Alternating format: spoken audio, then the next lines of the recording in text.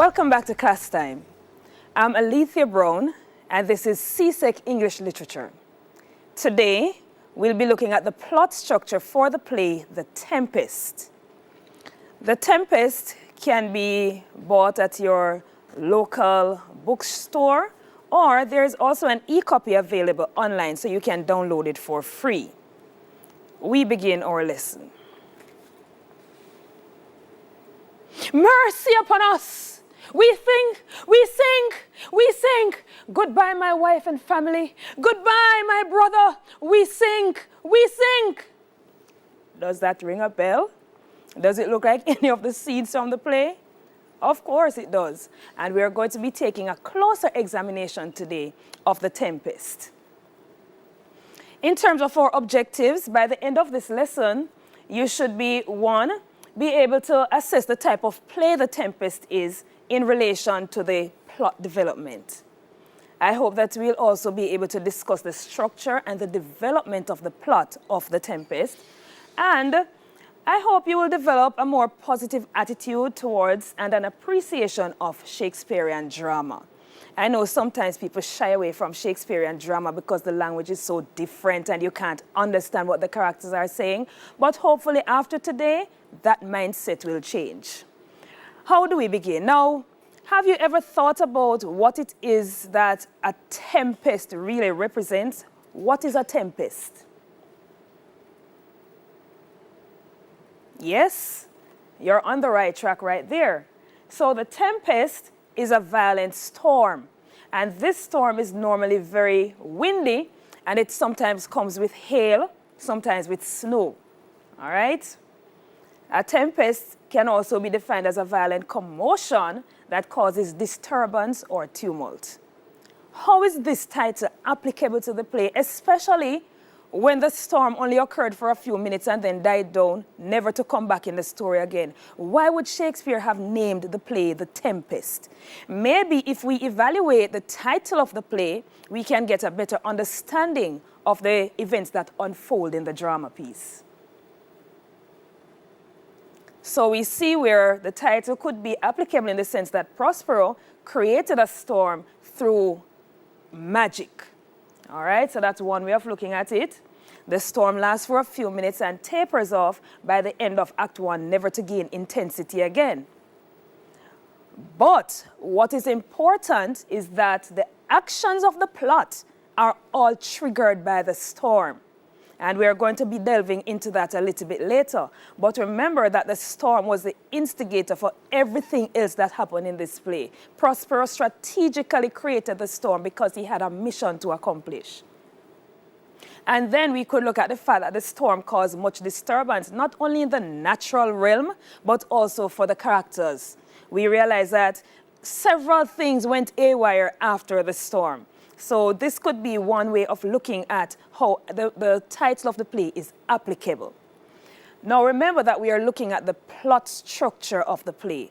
How does Shakespeare organize it? And I'm thinking that if you have an idea of the plot structure, then you'll know what to look out for in each scene. So let us go into that discussion now. In order to identify with the play, or in order to sometimes to follow the development of the play, it is good to know what type of play it is. The type of play is going to inform the progression of the events. It's going to inform the type of activities that we are expecting to find in the drama. So, is a Tempest tragedy? Is it a comedy? Is it romance? We are going to look at what each of these entails to make a decision as to which of the categories the play falls under. All right. When we think of the Shakespearean comedy, as the word suggests, we are thinking a light-hearted kind of expression. We are thinking ha-ha moments. We are thinking jokes. But in addition to that, the Shakespearean comedy also entails the progression of details or the order of events from humorous misunderstanding or confusion and then back to order again. Can we see that being portrayed in The Tempest? A situation where there was order, then there was disorder, and then there was order again? Let us look at it. Before the characters came to the shore where the storm was, we are thinking that there was some semblance of order. And especially if we're going to go way back to when they were in Milan or in Naples, there was some semblance of order. We realized that disorder crept in during and after the storm. Humorous misunderstanding or confusion. At one point in the story, after the characters, the ship split and the characters were thrust on the island, there was much confusion.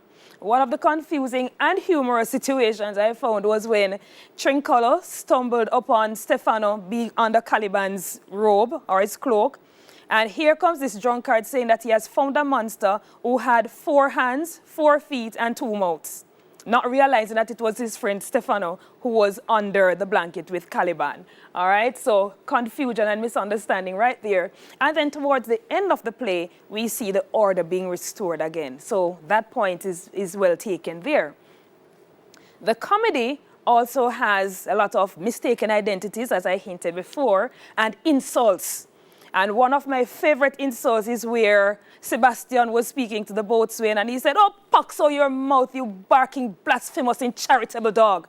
It doesn't get more insulting than that, right? So there are insults, coarse or exaggerated characters. We can look at the character of Caliban. I don't know, but for some reason, Caliban is my friend.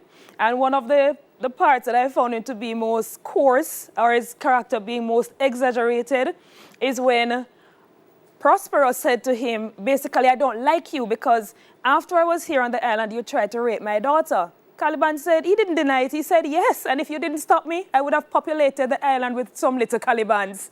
All right, so that's a coarse character right there. We also see a further element of the comedy coming out in terms of the marriage at the end of the drama piece. And we see where Ferdinand and Miranda are indeed preparing to get married. So we see where elements of the comedy fit into the whole setup of The Tempest. What about the tragedy now? Does The Tempest reflect any aspect of the Shakespearean tragedy? Let's look at it. The tragedy often celebrates the courage and dignity of its hero in the face of inevitable doom. Now, I'm not sure if we can say that Prospero suffered doom, so to speak. That's a very strong word. We know he did have a downfall, all right? So maybe not the doom part so much. Another feature, though, is that the hero is typically neither completely good nor completely evil, but somewhere between the extremes. Can we say that is applicable to Prospero? Yes. Let us look at the character of Prospero. Prospero is defending a cause, and to an extent we can understand why he feels the way he feels about his brother, who has usurped him, driven him to this island, basically left him to die on the sea. Luckily, he and Miranda were spared, so they didn't die. We see Prospero now exacting revenge on his brother for having usurped him. But is revenge ever a good thing? Regardless of whatever the revenge, whatever triggers it, is it ever a good thing? So, Prospero, maybe he's not completely good, nor completely evil, but then again, doesn't Prospero reflect true human nature? Which of us is really absolutely good? Which of us is truly absolutely evil? All right, so we see that part being shown through the character of Prospero. The hero's fall may be brought about by some flaw in his or her character, and this flaw is normally known as the tragic flaw. Did Prospero, if we are considering him to be the heroic figure, does he have a flaw? Yes, Prospero had 2 flaws. The first one was that he was very trusting. So we see where he left his dukedom to his brother. His brother was supposed to run the country while he went off to study magic and so on. The other flaw was that he gave up his responsibilities as duke to go practice his magic and learn literature and philosophy and so on. Those are character flaws. And for those 2 flaws, he paid dearly, being banished from his country and losing his dukedom. So, is the tragedy aspect of the drama replicated in The Tempest? Yes. So far we have seen elements of a comedy. We have seen elements of a tragedy. And some critics have combined the two to say that The Tempest falls under the category of a tragic comedy, where you have elements of tragedy and comedy being interrelated and interspersed throughout the play. But then now there is the aspect of the romantic side of things. And when it comes on to romance drama, we are looking at a drama production, especially the Shakespearean drama, which employs fantastic elements such as fairies and magical spells. Do we see these in The Tempest? Of course. Think about the feast that, or the celebration that Prospero had for Miranda when she was betrothed to Ferdinand. We saw all those fairies and so on coming out and making magic and, dancing and so on. So there was a magical element. We also see the magical spell being put on some of the characters. For example, when we think of the plot to kill Alonso, right? There was a spell, a sleeping spell that came over the characters, and that sleeping spell later on worked to Alonso's advantage. But we'll get there. There's a combination of tragic themes, and towards the end of the plot, there is reunion, reconciliation, and regeneration. And we definitely see this coming out towards the end of The Tempest, where Prospero forgives everybody. He tells them that, yes, you wronged me. You shouldn't have wronged me, but I forgive you. Now that you have given me my nice dukedom back, you're all forgiven and we can go home in peace. All right? And then now, another element of the romance is that it includes music and song. And right throughout the play, we see these being executed. Even Stefano and Trincolor, I tend to call them the idiots. We see them singing a lot. We saw songs from the fairies. Ariel did some amount of singing as well. Changing of old garments for fresh ones. The case of Trincolor and Stefano, when they came to close to where they were supposed to kill Prospero, right? We saw them putting on Prospero's clothes and dressing up as if they were royalty already. There are usually striking scenes, such as the reunion of characters, and we see that towards the end of the story. And then now, there is this element of the romance that makes the audience wonder what part of it is fantasy and what part of it was reality. Think about when the characters were on the island after the shipwreck, and they came on the island, and everything looked so green and beautiful, and their clothes were just sparkling. What part of that was real? What part of that was, because of magic? So what we are seeing here is that to begin an analysis of the Tempest, we can see that it falls under comedy, it falls under romance, and there are also elements of the tragedy.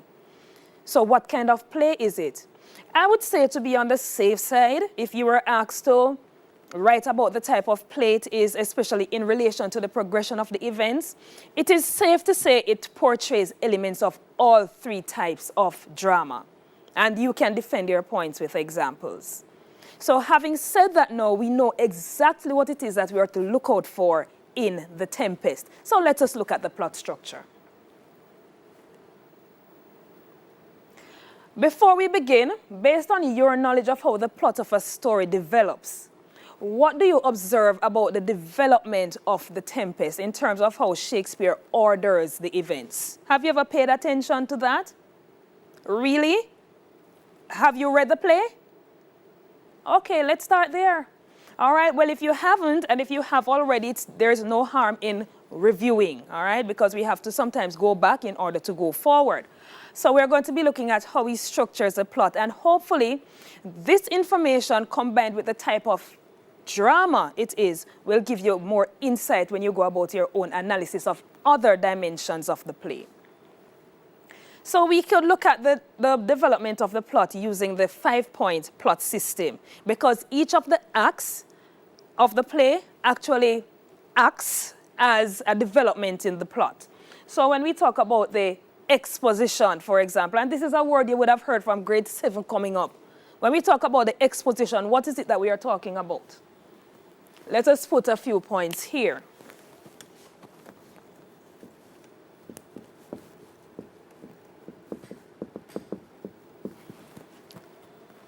At the baseline, what does the exposition of a particular work of art entail? Very good. The exposition entails the setting, and we also get an idea of the characters. Very good. Let's talk setting. Where is the story set? Describe the setting for me, please. Give me some words, expressions that we can use to describe the setting. At sea, let's start there. That's where the actions begin. From the sea, where do the actions move to? An island, very good. So that's the place. Can we describe this place? What is the island like? It's enchanted. Excellent.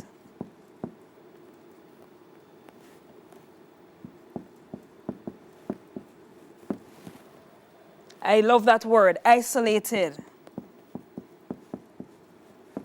All right, so that captures the general setting of the play.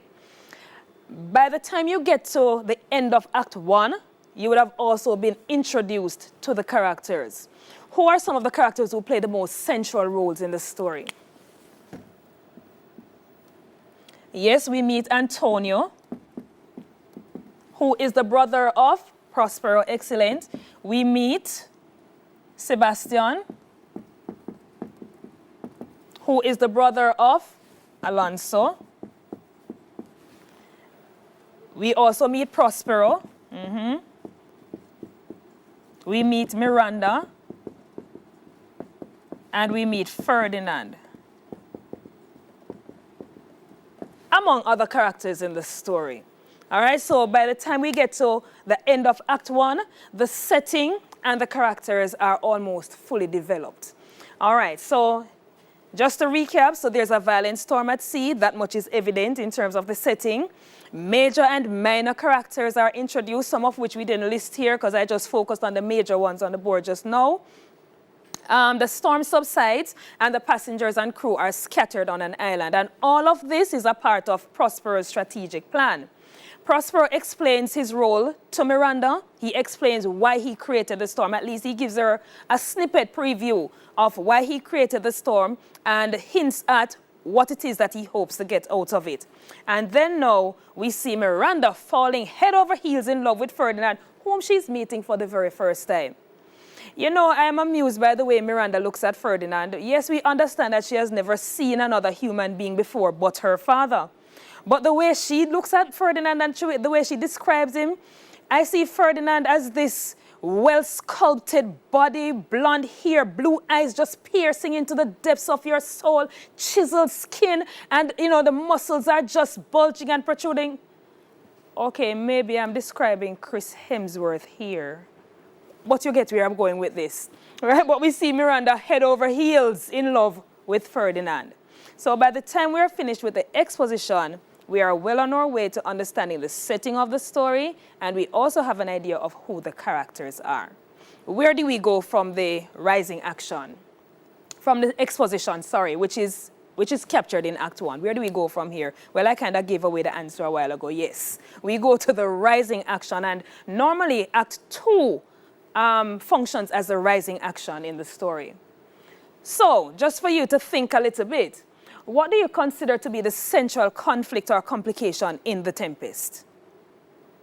Yes, the fact that Prospero has been usurped and he wants his dukedom back. And that is why everything is going haywire here. All of the storm, all the confusion, everything is as a result of Prospero wanting his position back. So we see Act 2 as a rising action. And what is the function of the rising action again? Excellent. It introduces the conflict in the story. All right. So the conflict or complications intensify, and sometimes, because, you know, that's what Shakespeare does, especially if it's a comedy, you might have sub-conflicts coming out of the main conflict as well. Okay.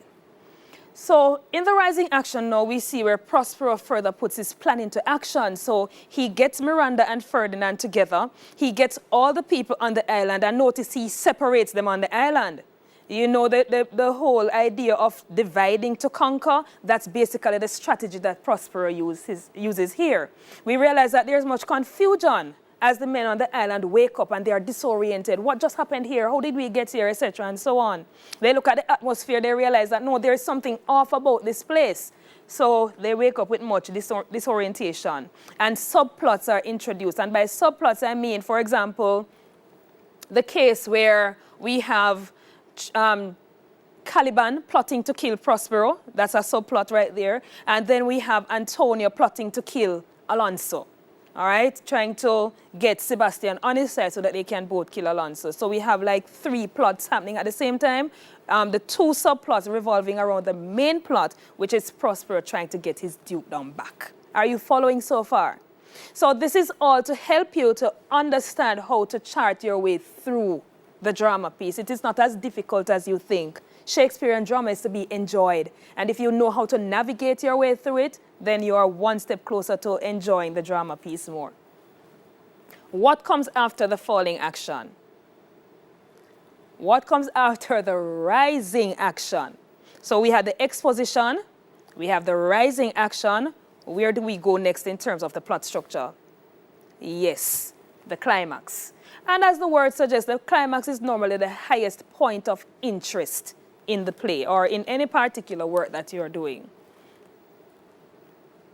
What is the function of the feast and the harpy? Because the feast and the harpy play a critical role in the climax or turning point of the story. You don't recall the feast or the harpy? All right, let me refresh your memory. It tells me that you're not reading much, or if you're not paying close attention to what you're reading. Come on, students. You have to read with an open mind and pay attention to what you're reading. All right, do you recall the scene where Gonzalo, Antonio, Alonso, and Sebastian were together in a part of the island? Okay, and then Ariel took on the form of the harpy. The harpy looked like a female slash bird slash another type of creature. Yes, and while he was there, he did something. Do you remember what he did in the form of the harpy? Well, one, a feast, a magical feast suddenly appeared. And this is to tell me that these people are really under the influence of magic, because you are on an island, it is deserted, you didn't see any chefs or cooks around, and you see this magical table appear in front of you with foods of all sorts and flavor, and you just go down there and you're ready to eat. But more importantly was the role of the harpy, because what the harpy did was to show them their deeds. So the harpy became almost like a mirror for their souls, to show them how they had wronged Prospero and to also tell them of the impending punishment that was coming to their way. So by the end of that scene, after the table disappeared, because while they were ready to eat from it, the table just disappeared and the harpy left.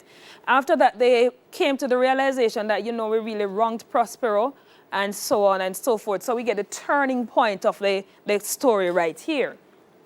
All right, so the harpy presents itself, and the conflict reaches a point of intensity. All the conflicts and character motives reach a peak. Remember, we also have sub-conflicts in this story as well. So by the time we get to Act 3, Prospero's plan is fully in motion, almost at the peak of what he really intended to execute. Stefano, Trincolo, and Caliban are well on their way to kill Prospero. And Alonso, by influencing Sebastian, has set the plan in motion to kill, not Alonso, Antonio, influencing Sebastian, has set the plan in motion to kill Alonso. So we realize that all the conflicts, the main conflict and the sub-conflicts, are coming to a peak. So as I had said before, through the character of the harpy, the conspirators' deeds are brought to the fore. They begin to look into themselves to see how they had wronged Prospero, and probably realizing that indeed, maybe they're deserving of whatever punishment is coming their way. So Prospero now is closer to executing his plan. And what is his plan? Let us look at Prospero's plan for a minute. Thank you. In terms of Prospero's plan, right? We see Prospero getting Miranda and Ferdinand together. He gets Miranda and Ferdinand together, wanting them to be married so that he can claim back his position in terms of being Duke of Milan. How is he going to accomplish that? Well, if Ferdinand and Miranda gets married, remember who Ferdinand is. Ferdinand is Alonso's son.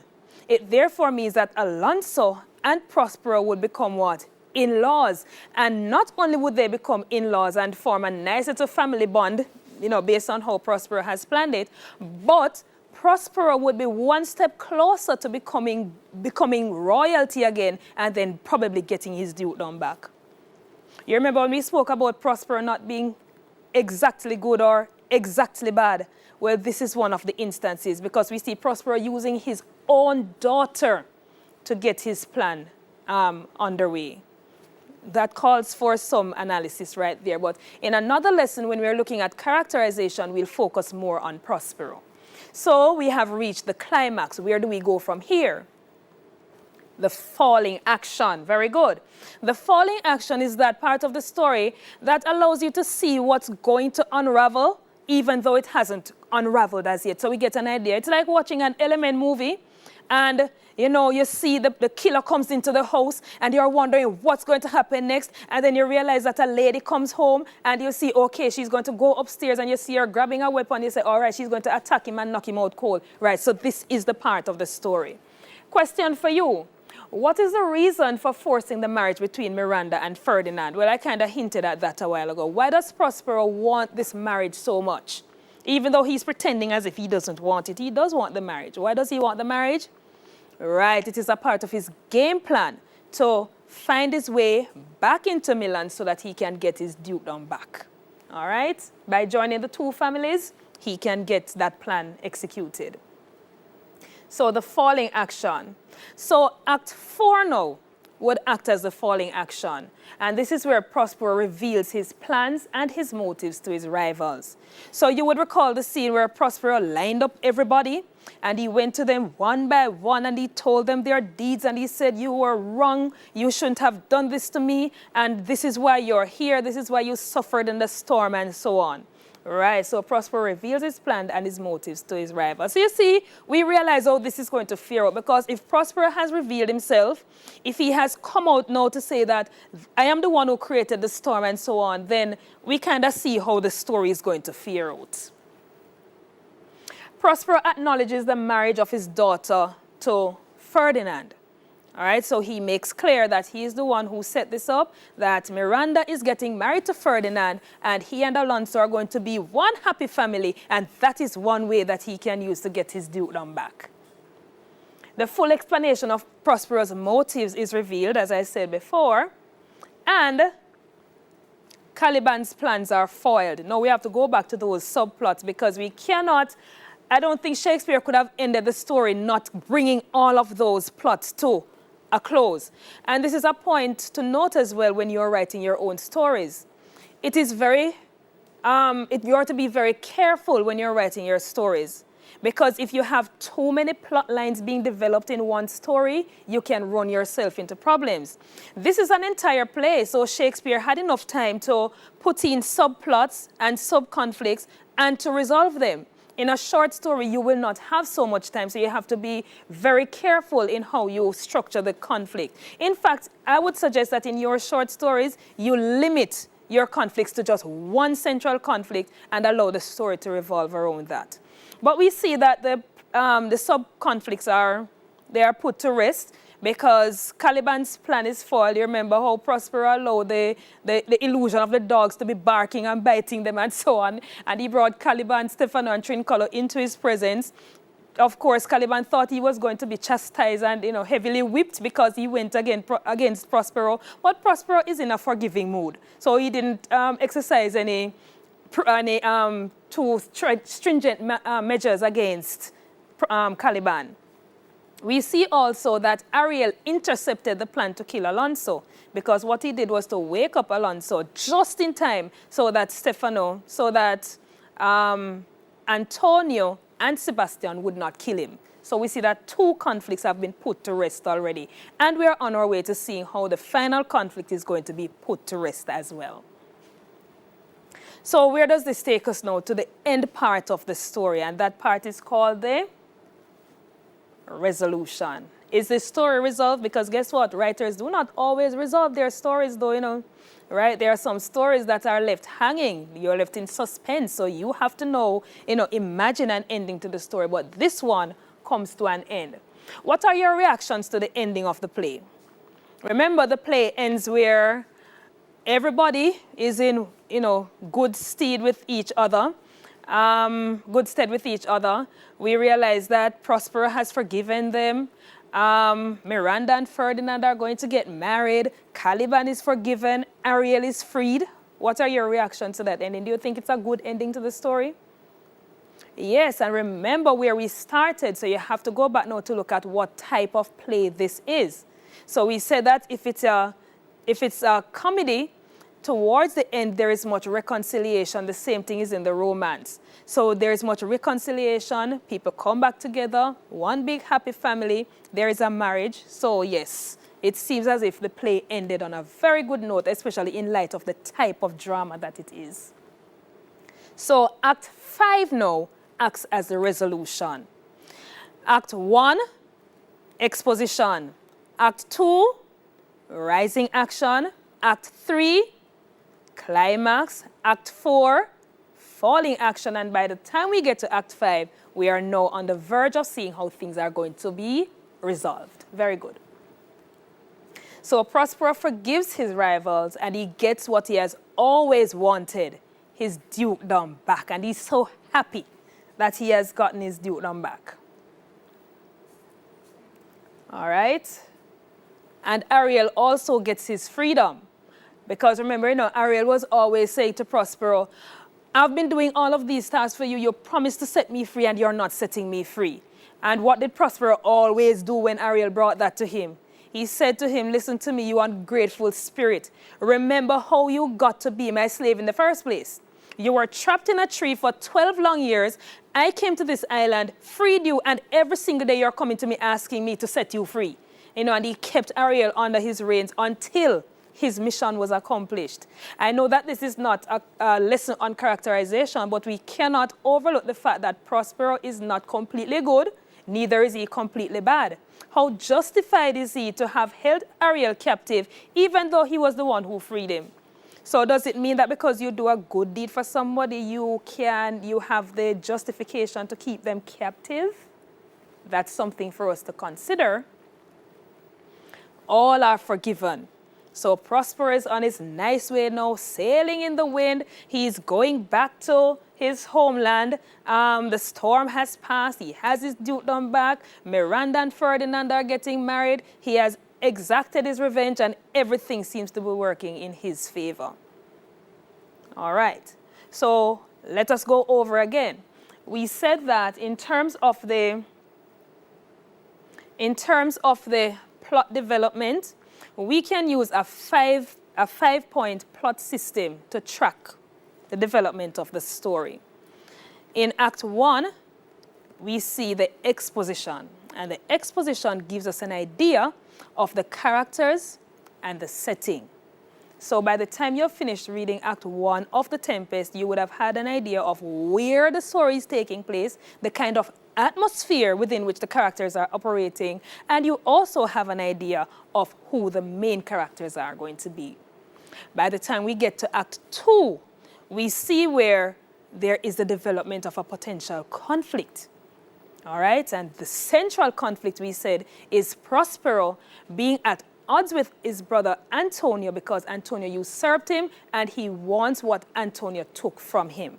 So we see that main conflict being developed. We also see sub-conflicts being developed.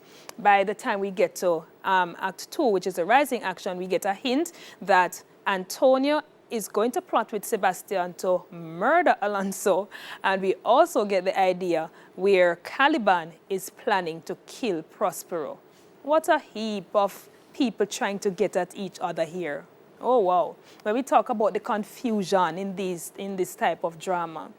By the time we get to Act 3, we are at the climax of the drama. And at this point now, we see a turning point. So in this particular play, we see where Prospero begins to show himself. We see where Prospero begins to allow the people to know that he was the one behind everything and that they are here because they had wronged him and he's going to exact revenge on them. When we get to Act 4, we see how things are going to fare out. We see how things are going to be resolved, even though we haven't reached a resolution as yet, but we get an idea of what's going to happen. So Prospero brings everybody into his circle and he tells them that you are here because you had done me wrong and you have to pay the price. And by the time we get to Act 5 now, that brings everything home. And if this play falls in the ambit of the romance, the tragedy, or the comedy, then we should have a happy ending. Do we have a happy ending? Oh yes, we have a happy ending. We see Miranda and Ferdinand playing chess. We see Prospero being reunited. Ferdinand being reunited with his father, because remember, his father thought he was dead. Right? And we see happiness all around. People are happy, the storm is gone, and Prospero has promised them nice and safe passage back to Milan or to Naples, wherever they are coming from, or wherever they are going. So, you know, I couldn't end without giving you a practice question.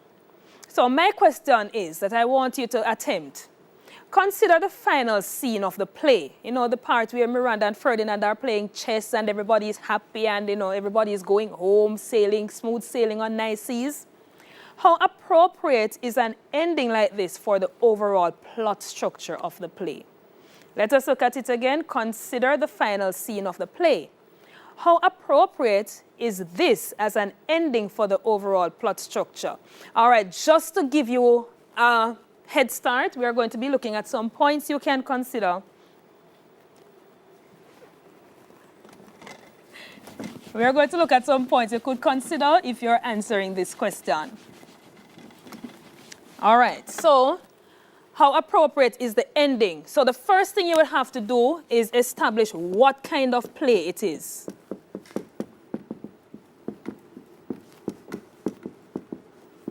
What kind of play is this? The next thing is to look at how did the play end? Communicate how the play ends.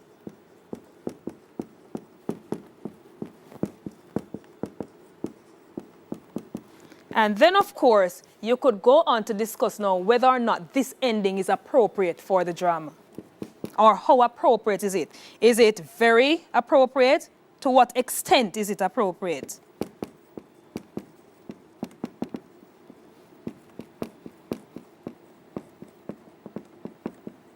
All right, and if you follow those guidelines, then you should be able to write a very good discussion on whether the ending is appropriate for the plot structure. So this is how we tie everything together. All right, just to recap very quickly. Today, we assessed the type of play The Tempest is in relation to the plot. We discussed the structure and the development of the plot. And I hope you have a better attitude now towards the approach of Shakespeare drama. Hopefully you have a better appreciation of Shakespearean drama. It's nothing to kill you. Learn from it, love it. Well, that's a wrap on today's lesson. If you have any questions, send them to Television Jamaica's Facebook page or Instagram at television_Jamaica, or use the hashtag TVJClassTime. And I'll answer as many as I can in our next class. For me, it's bye for now. Cape Sociology is after the break.